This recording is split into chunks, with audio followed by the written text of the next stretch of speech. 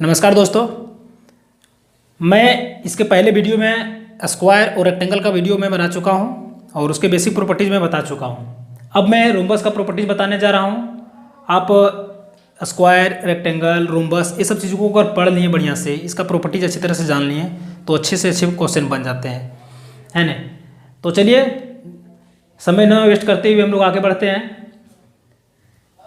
है ना। देखते हैं कि यहाँ पर क्या लिखा हुआ है। लिखा हुआ है कि the opposite sides of rhombus are parallel, है ना। The opposite sides of rhombus, ये रोम्बस है। रोम्बस थोड़ा टेढ़ा होता है, स्क्वायर सीधा होता है ना। तो रोम्बस का अपोजिट साइड्स, अपोजिट का मतलब हो गया जैसे ये बी का अपोजिट हो गया डी सी और ये डी का अपोजिट हो गया बी सी। तो ये दोनों पैरेलल है। तो हमें इस तरह से यहाँ पर लिख सकते हैं कि A B parallel D C, है ना। और इस तरह से लिख सकते हैं ए डी पैरेलल, है ना, A D parallel B C. ये बोल रहा है अपोजिट साइड्स। अपोजिट साइड्स मतलब ये हो गया इधर इसका उल्टा और वो इसका उल्टा, इसको बोलते हैं हम लोग अपोजिट साइड्स आर पैरेलल्स। उसके बाद कहता है कि all sides of rhombus are equal, all sides of rhombus are equal. जैसे यहाँ पर देखते हैं कि A B equal to B C equal to D C equal to A D, ये ऑल आर इक्वल है ना। ऑल साइड्स इक्वल होता है। स्क्वायर में भी यही होता है। तो स्क्वायर और इसमें दोनों में सेम होता है, साइड्स इक्वल होता है। इसका पैरामीटर निकालेंगे तो फॉर्मूला दोनों का सेम ही होगा। तो स्क्वायर निकालने के लिए इसका अगर हम एग्जांपल के लिए करके देखें तो अगर मान लिया जाए इसका अगर हम 10 सेंटीमीटर लेते हैं तो ये भी 10 सेंटीमीटर हो जाएगा और ए भी 10 सेंटीमीटर हो जाएगा, इक्वल टू ए भी 10 सेंटीमीटर हो जाएगा। मतलब ऑल साइड्स आर इक्वल है। तीसरा में देखते हैं कि the opposites angle of rhombus are equal, है ना। द अपोजिट्स एंगल ऑफ यह रोम्बस आर इक्वल, एंगल का बात कर रहा है। अपोजिट मतलब हो गया, पहले जानते हैं कि कौन सा एंगल का अपोजिट कौन है। जैसे एंगल ये, इसका अपोजिट हो गया एंगल सी और एंगल बी का अपोजिट हो गया एंगल डी, ये हो गया इसका अपोजिट। ये कहता है कि आपस में दोनों इक्वल है। जैसे अगर एंगल ये मान लिया जाए, एंगल ये अगर मान लिया जाए कि अगर 60 डिग्री का है ना, 120 मान लेते हैं क्योंकि ये बड़ा एंगल है, 120 है तो एंगल सी भी 120 डिग्री होगा। उसी प्रकार से अगर एंगल हम बी को ले लें, अगर बी अगर मान लिया जाए कि 60 डिग्री है तो एंगल डी भी 60 डिग्री होगा। ये अपोजिट एंगल्स हो गया, है ना। अब चलते हैं डायगोनल पर। तो डायगोनल्स तो हम पहले भी बता चुके हैं स्क्वायर और रेक्टेंगल का वीडियो में। तो इसमें डायगोनल्स होता है कि इस कॉर्नर से उस कॉर्नर को टच करता है और इस कॉर्नर से उस कॉर्नर को टच करता है ना, और बाइसेक्ट करता है जहाँ पे, वहाँ पर हम लोग कोई नेम दे देते हैं। वो हो गया, वो दे सकते हैं, ये दे सकते हैं, कुछ भी दे सकते हैं जो यहाँ पर अवेलेबल ना हो, है ना।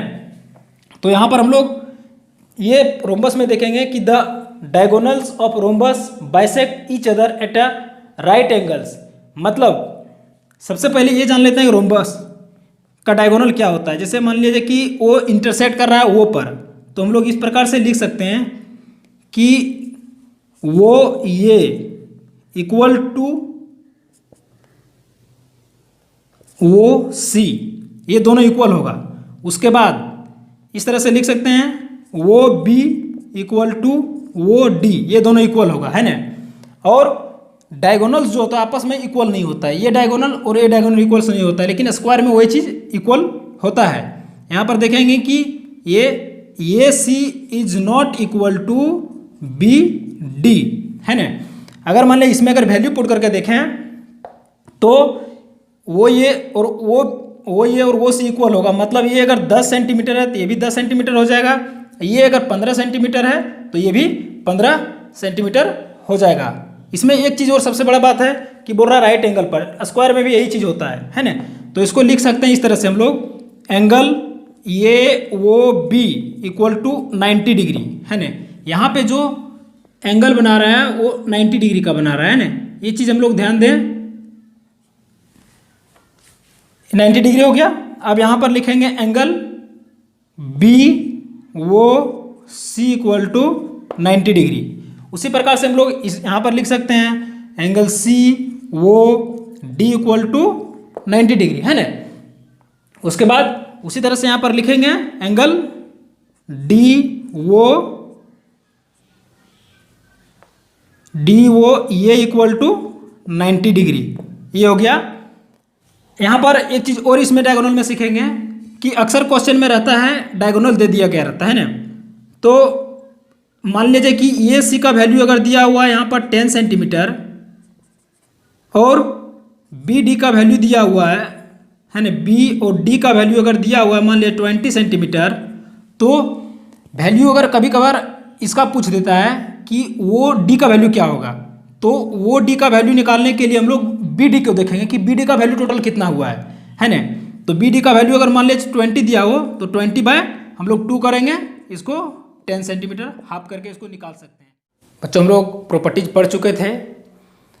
रोम्बस का जितने भी प्रॉपर्टीज है उसको बढ़िया से समझ लिए। अब उसके बारे में हम लोग फार्मूला के बारे में पढ़ेंगे कि फार्मूला में एग्जांपल के साथ में कैसे हम लोग पुट करते हैं वैल्यू को और उसको कैसे निकालते हैं। जैसे पहला में 4 फार्मूला इसका होता है, तो हम ऐसा लेंगे ताकि रिलेटेड एक दूसरे से हो जाए। जैसे आप लोग ध्यान से देखिएगा, जरूर समझ में आ जाएगा। पहला लेते हैं एरिया ऑफ रोम्बस है ना। इसका फार्मूला होता है 1/2 इंटू D1 इंटू D2। इसमें D1 इंटू D2 मतलब diagonal first into diagonal second. अब डायगोनल किसको कहते हैं, तो ये डायगोनल हो गया पूरा। अगर मान लिया जाए कि हम लोग इसको D1 मान लिए, ये D1 है ना। D1 अगर मान लिया जाए कि 6 सेंटीमीटर ले लिए, और अगर ये D2 है ना, ये D2 अगर मान लिया जाए कि हम लोग 8 सेंटीमीटर ले लिए, तो यहाँ देखिए ये मान लेते हैं D1 इक्वल टू 6 सेंटीमीटर और D2 इक्वल टू 8 सेंटीमीटर। तो इसमें वैल्यू पुट करते हैं 1/2 इंटू है ना। D1 कितना हो गया 6 सेंटीमीटर और D2 कितना है 8 सेंटीमीटर। अब इसको काटेंगे, कितना हो जाएगा 2 1 जा 2, 2 3 जा 6, यानी कि 3 into 8 equal to 24 centimetre square. अगर सेंटीमीटर में है तो यहाँ पे अगर सेंटीमीटर ले लें, ये सेंटीमीटर में ले लें तो सेंटीमीटर स्क्वायर में हो जाएगा है ना। ये हो गया, एरिया निकल गया। एरिया 2 ठो होता है, लेकिन एक दूसरा एरिया जो होगा वो हम लोग निकालते हैं। इस एरिया का जो वैल्यू निकला है उस वैल्यू को पुट करके निकालते हैं। दूसरा फार्मूला होता है एरिया ऑफ रोम्बस।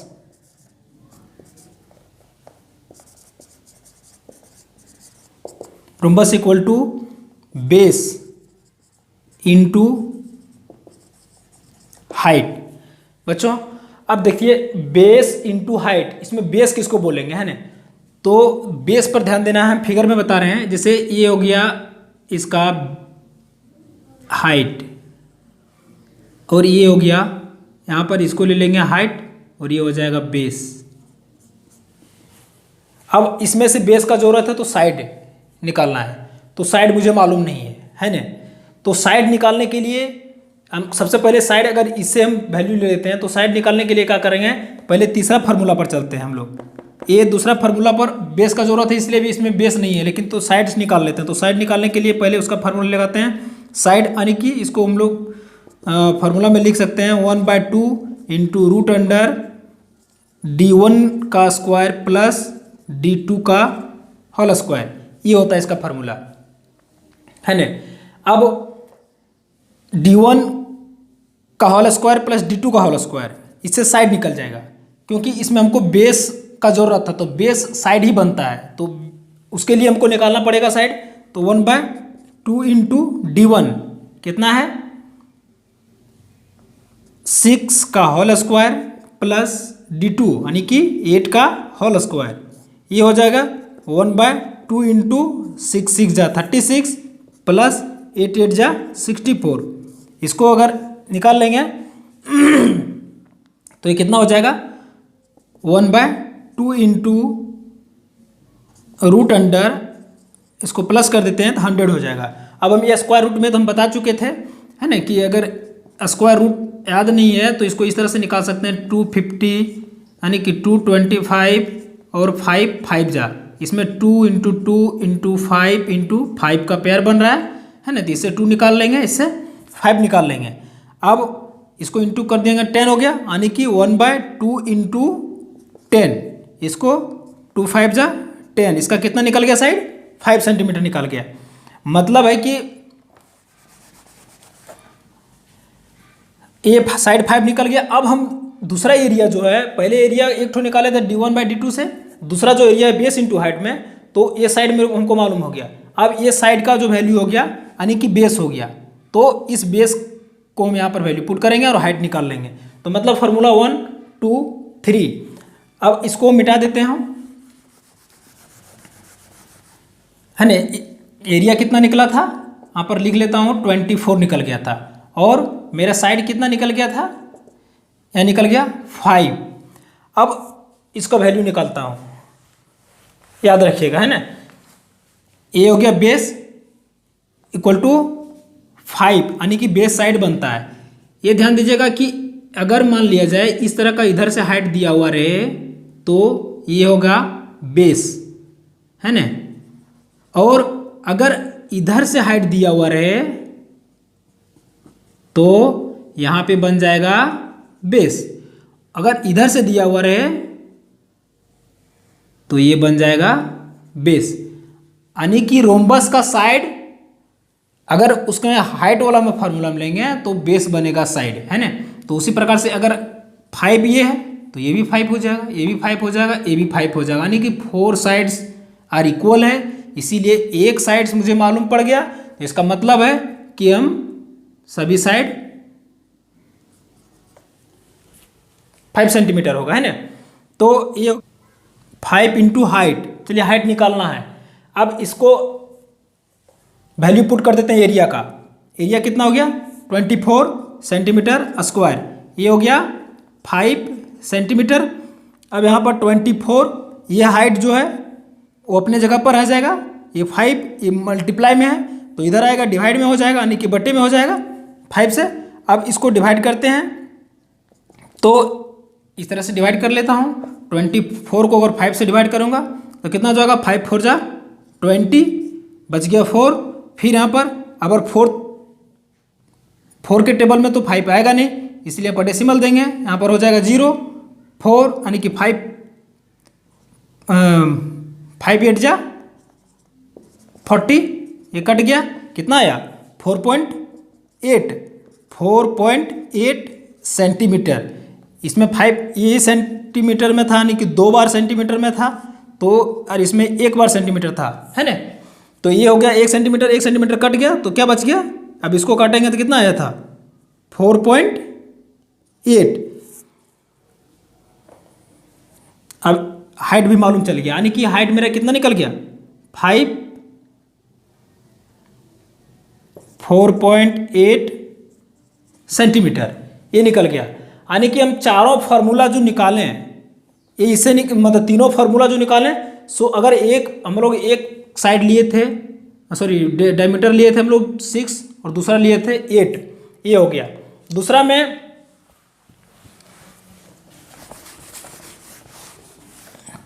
में लेते हैं, मतलब 4th नंबर में फार्मूला, तो इसका हो जाएगा पैरामीटर, है ना, parameter of rhombus equal to 4 into side. 4 into side का मतलब 4 साइड्स इक्वल है, इसीलिए 4 ले लिए। साइड का वैल्यू कितना निकला था मेरा 5 सेंटीमीटर, ये हो गया 20 सेंटीमीटर इसका पैरामीटर, है ना, है ना। उसके बाद फॉर्मूला कितना दिया हुआ है AC, और है ना AC एंड बी डी। अब देखा ये पूरा डायगोनल कितना निकला, हम डायगोनल कितना माने हैं, अगर इसमें दो भाग में डायगोनल बटा हुआ है, यहाँ पे अगर वो दे देते हैं तो ए ओ डी, ए सी का पहले ले लेते हैं ना, ए सी को हम लोग किस में लिख सकते हैं, ए सी इक्वल टू वो ये प्लस वो सी, यानी कि ए सी को हम लोग दो बराबर भाग में बांटे हैं, है ना, और बी डी को उसी प्रकार दो बराबर भाग में बांटे हैं, दो यानी कि ओ बी को और ओ डी को, ये ओ बी और ओ डी ये दोनों जोड़े हैं, तब जा करके मेरा क्या बना है, ए सी और बी डी बना है। तो मान लिया जाए कि अगर निकालने बोल दिया जाए कि आप वो ए का वैल्यू निकालें, तो उसे क्या कैसे निकालेंगे, तो वो ये निकालने के लिए हमको क्या करना पड़ेगा, हमको निकालना है वो ये, तो जो ए सी दिया हुआ रहेगा है ना, उसको हम लोग 2 से डिवाइड करेंगे, तो ए सी को 2 से डिवाइड कर दिए, यानी कि 6/2 इक्वल टू 3 सेंटीमीटर। तो इसका मतलब हो गया कि वो ये जो हो गया, ये यहाँ से यहाँ तक की दूरी, इसको हम यहाँ से लिख सकते हैं इस तरह से, ये वाला दूरी जो हो गया वो गया 3 सेंटीमीटर, और ये भी 3 सेंटीमीटर होगा। सिमिलरली हम लोग ओ डी और ओ बी को भी उसी तरह से हम लोग निकाल सकते हैं, है ना। तो बच्चों आई होप आपको ज़रूर समझ में आ गई होगी, और किसी प्रकार का प्रॉब्लम हो क्वेश्चन बनाते समय और कहीं डाउट हो तो कमेंट करके ज़रूर पूछें, मैं उसका सॉल्यूशन ज़रूर दूंगा। और वीडियो पसंद आए तो लाइक कीजिएगा, सब्सक्राइब कीजिएगा, और जितना अधिक से अधिक हो सके आप शेयर कीजिएगा, और बेल आइकन दबा लें ताकि आपको नोटिफिकेशन बहुत जल्दी और समय पर मिल जाए और आप अपना से पढ़ाई आसानी से कर सकें।